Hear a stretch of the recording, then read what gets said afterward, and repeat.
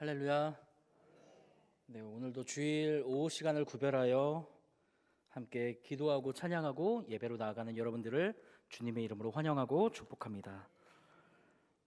오늘은 디모데전서 3장 14절로 16절까지의 말씀을 통해서 영광스러운 교회라는 제목으로 말씀을 전하도록 하겠습니다. 함께 따라 하실까요? 영광스러운 교회. 네, 에베소서 5장 27절 그 다음에 32절 말씀 함께 읽도록 하겠습니다. 제가 함께 읽겠습니다. 시작.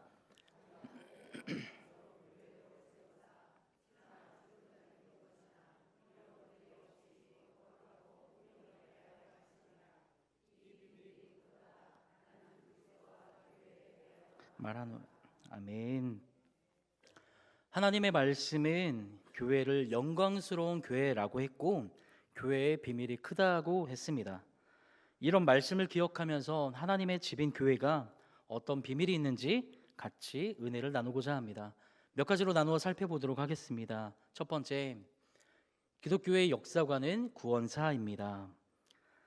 세계 역사가 어떻게 흘러왔는지 앞으로 어떻게 될 것인가를 분석하고 추정하는 시각과 관념을 역사관이라고 합니다. 기독교의 역사관은 구원사입니다.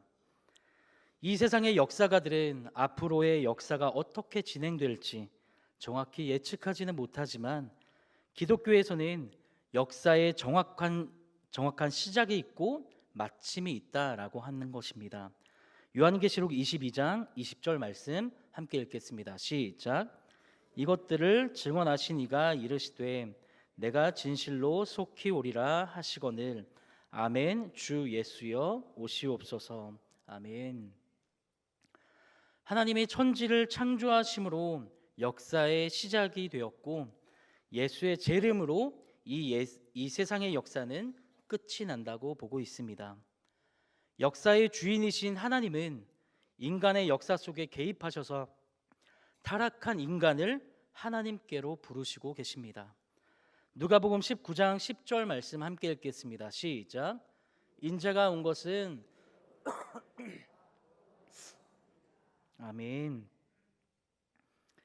역사에 대한 하나님의 목표는 하나님을 떠난 자들이 돌아오는 구원에 있습니다. 이것을 구원사라고 하며 기독교의 역사관은 다시 한번 구원사입니다. 이것이 우리의 사명이며 선교부의 목표 아니겠습니까? 국외 선교, 스포츠 선교, 토요 전도, 한숲 선교, 샬롬 병원 선교. 아직 하나님을 모르는 자들, 하나님을 떠난 자들을 돌이키려고 노력하고 있는 것 아니겠습니까? 세상에서 우리를 부르시어 주의 몸된 교회에서 훈련받아서 다시 세상에 내보내시는 하나님, 이제 우리는 세상에 나가서 하나님을 떠난 자들에게 다시 돌아올 수 있도록 우리는 전해야 하는 것입니다. 그 사명이 우리 모두에게 있음을 이 시간 다시 한번 깨닫는 저와 여러분들이 되기를 주님의 이름으로 축복합니다. 두 번째, 영광스러운 교회. 이 세상의 역사를 운행하시는 하나님은 교회를 최고의 본부로 삼고 일하고 계십니다. 주님은 교회를 자기의 몸이라고 하고 신부라고도 표현하고 있습니다. 에베소서 1장 23절 말씀 함께 읽겠습니다. 시작. 교회는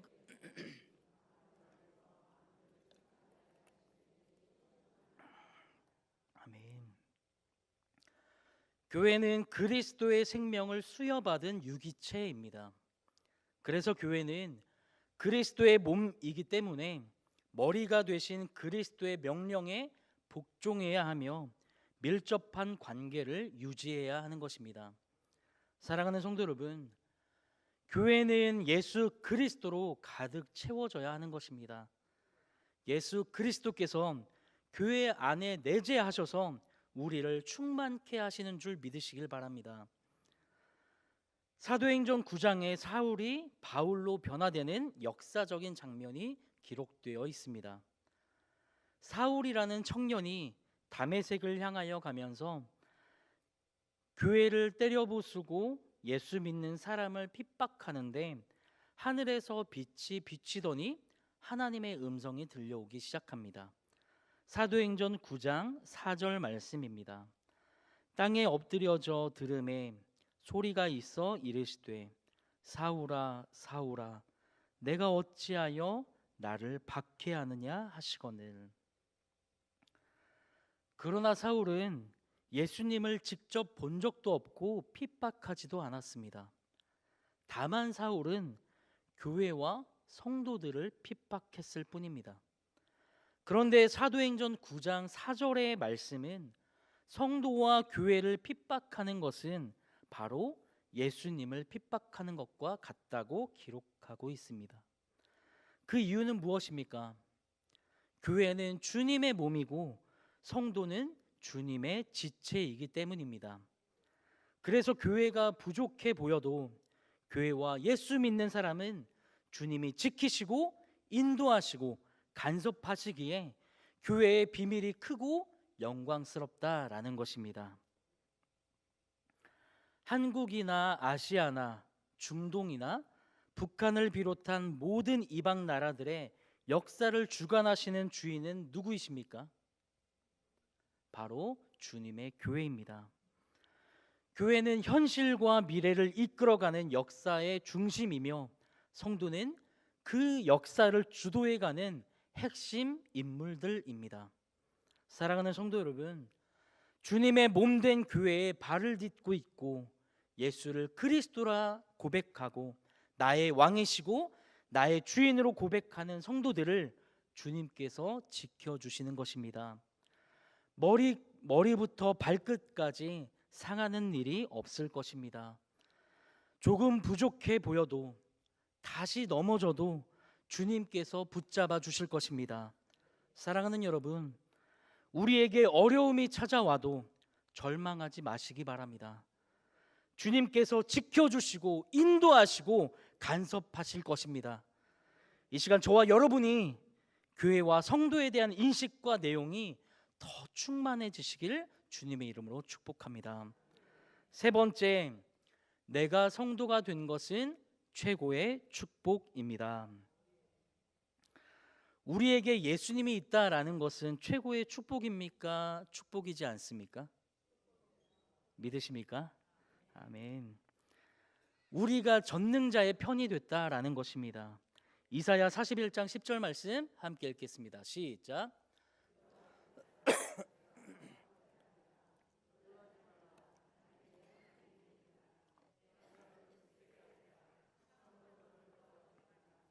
참으로 나의 의로운 오른손으로 너를 붙들리라. 아멘. 주님이 역사의 주관자이시고 새 창조주이신데 우리에게 예수님의 이름이 있다라는 것은, 예수님의 이름으로 세례를 받고 성도가 됐다라는 것은 최고의 축복이고 영광인 것입니다. 예수는 나의 왕이고 나의 찬양 받으실 분이고 왕 중의 왕이다라고 고백하는 우리는 너무나도 귀한 존재입니다. 믿으십니까? 그렇다면 옆에 분에게 이렇게 고백해 볼까요? 당신은 귀한 존재입니다. 다시 한번 이렇게 이야기해 볼까요? 당신은 소중한 존재입니다. 믿으십니까? 사랑하는 여러분, 예수님과 함께하는 삶이 최고의 복이며 영광이라는 사실을 이 시간 다시 한번 깨닫는 시간이 되기를 바랍니다. 사도 요한이 감옥에 갇혀서 낙심하고 절망할 때 주님의 음성이 들려오기 시작합니다. 요한계시록 1장 10절 그리고 15절 후반절로 18절까지 말씀 조금 길지만 함께 읽도록 하겠습니다. 시작. 주의 날에 내가 성령에 감동되어 내 뒤에서 나는 나팔 소리 같은 큰 음성을 들으니 그의 오른손에 7별이 있고 그의 입에서 좌우에 날선 검이 나오고 그 얼굴은 해가 힘있게 비치는 것 같더라. 내가 볼 때에 그의 발 앞에 엎드려져 죽은 자 같이 되매 그가 오른손을 내게 얹고 이르시되 두려워하지 말라. 나는 처음이요 마지막이니 곧 살아있는 자라. 내가 전에 죽었었노라. 볼지어다 이제 세세토록 살아있어 사망과 음수의 열쇠를 가졌노니. 아멘. 주님이 의로우신 오른손으로 사도 요한을 잡고 계신다라고 기록하고 있습니다. 하나님의 주인이시라고 합니다.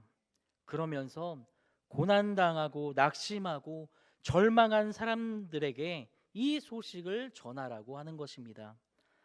사도 요한은 이런 고난을 당하는 상황 속에서도 예수를 믿음으로써 예수님은 역사의 주관자이시고 만왕의 왕이라고 전하는 것입니다. 세상 나라가 우리 주와 그분의 것이 되어서 세세토록 그분이 쥐고 계신 줄로 믿고 기록한 것이 요한계시록입니다. 구원하심이 보좌에 앉으신 우리 주님과 하나님께 있다는 감격을 가진 것입니다. 요한계시록 7장 10절 말씀 함께 읽겠습니다. 시작. 큰 소리로 외쳐 이르되 구원하심이 보좌에 앉으신 우리 하나님과 어린 양에 있도다 하니. 아멘. 그런데 우리는 자녀가 세상에서 추구하는 명예와 권세를 얻고 부유하게 되기를 원하고 있습니다. 그러나 이런 것들은 상황이 변하게 되면 쉽게 없어지는 것들입니다. 교회에서는 변해버릴 물질에 얽매이지 말고 신적인 사람이 되라고 말하고 있습니다. 물이나 불에 들어가도 깨지지 않는 신성을 가진 인격을 갖추라고 말하고 있습니다. 풍부할 때나 궁핍할 때나 쓰임받는 그릇이 되라고 말하고 있습니다.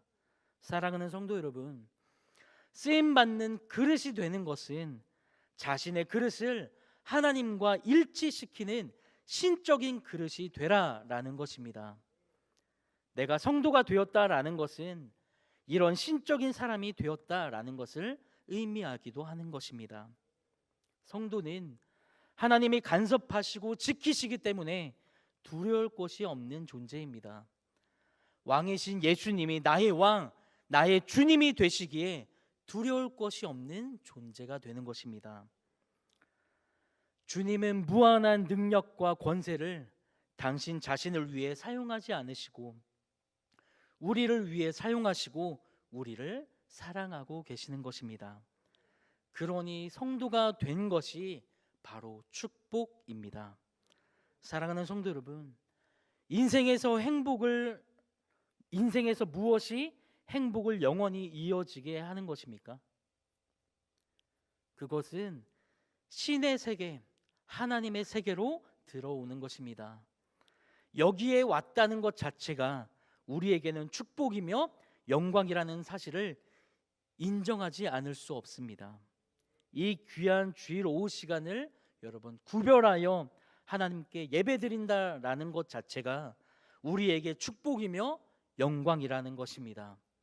이 시간 저와 여러분들이 이러한 믿음으로 충만해지시길 주님의 이름으로 축복합니다.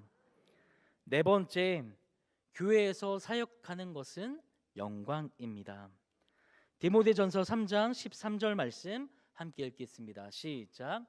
집사의 직분을 잘한 자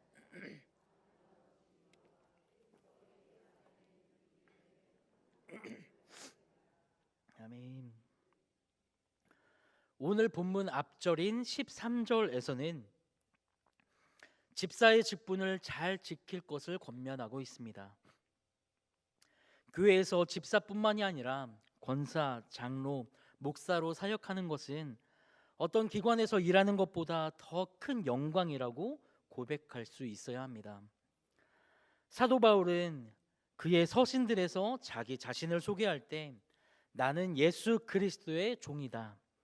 나는 하나님이 나를 선택하신 선택받은 하나님의 일꾼이다 라고 밝히고 있습니다. 로마서 1장 1절 말씀 함께 읽겠습니다. 시작.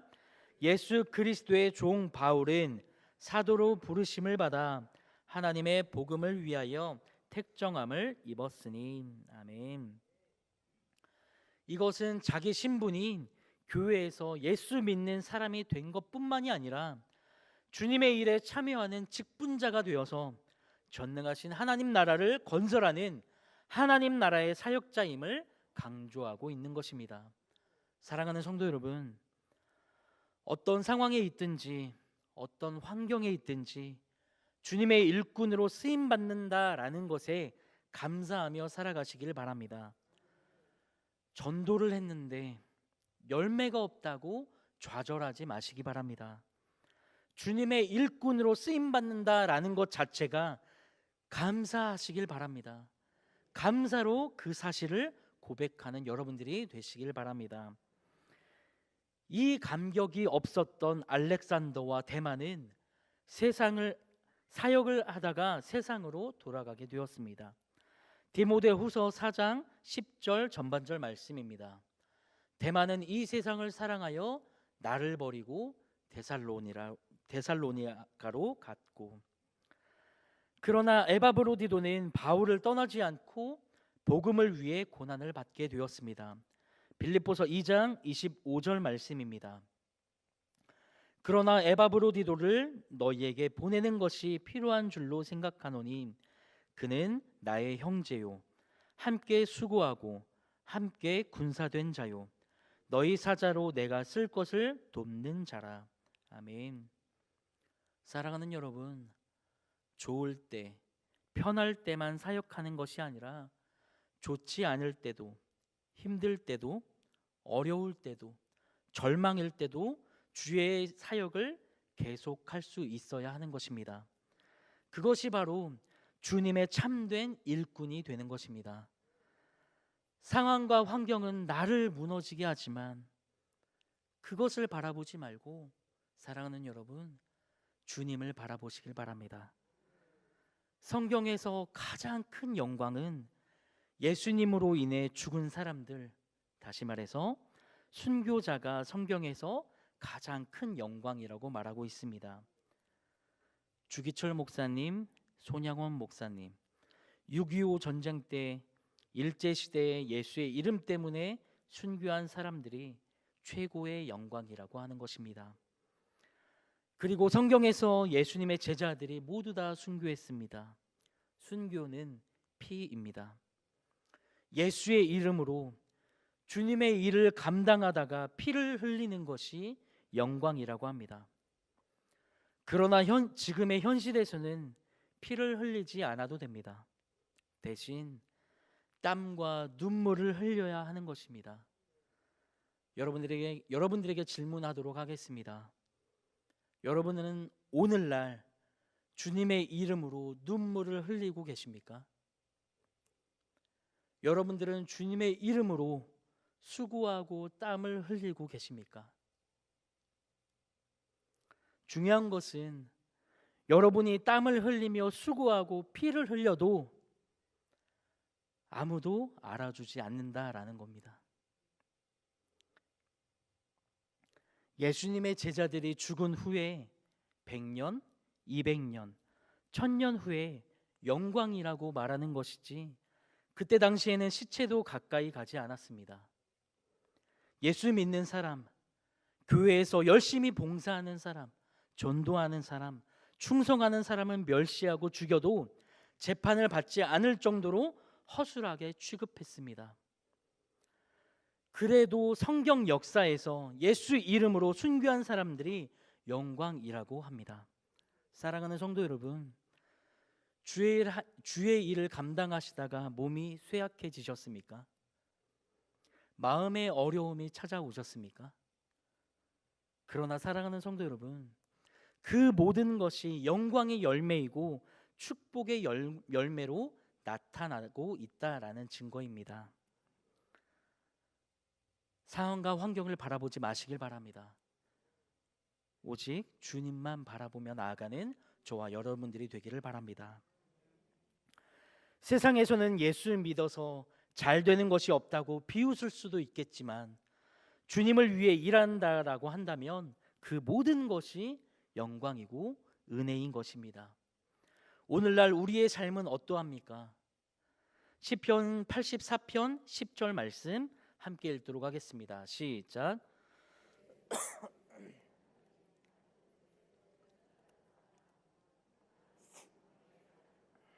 내 하나님의 성전 문지기로 있는 것이 좋사오니. 아멘.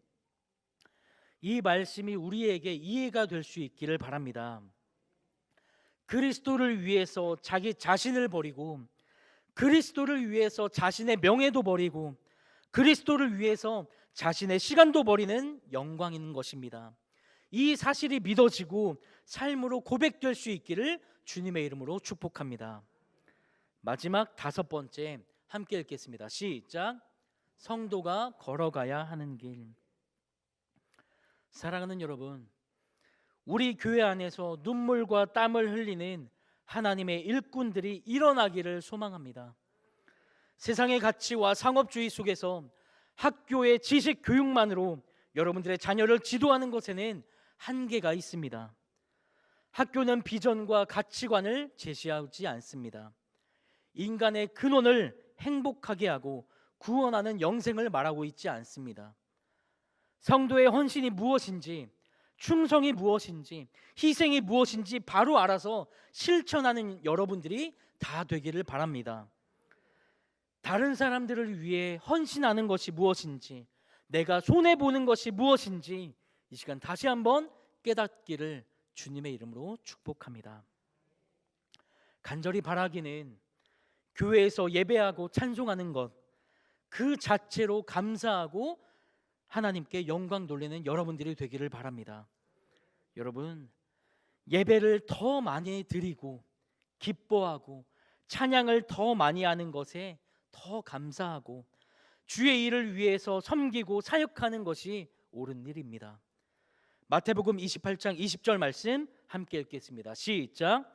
내가 너희에게 분부한 모든 것을 가르쳐 지키게 하라. 볼지어다 내가 세상 끝날까지 너희와 항상 함께 있으리라 하시니라. 아멘. 주님이 우리를 위해 주님의 전부를 사용하신 것처럼 자신의 모든 것을 하나님과 이웃을 위해 아낌없이 사용하고 드리는 일꾼들이 이제는 일어나야 하는 것입니다. 주님으로 인해서 눈물을 흘리시길 바랍니다. 주님으로 인해서 땀을 흘리시길 바랍니다. 현실에 응답이 없을 때도 이런 일을 계속해서 해나가는 저와 여러분들의 삶이 되기를 주님의 이름으로 축원합니다.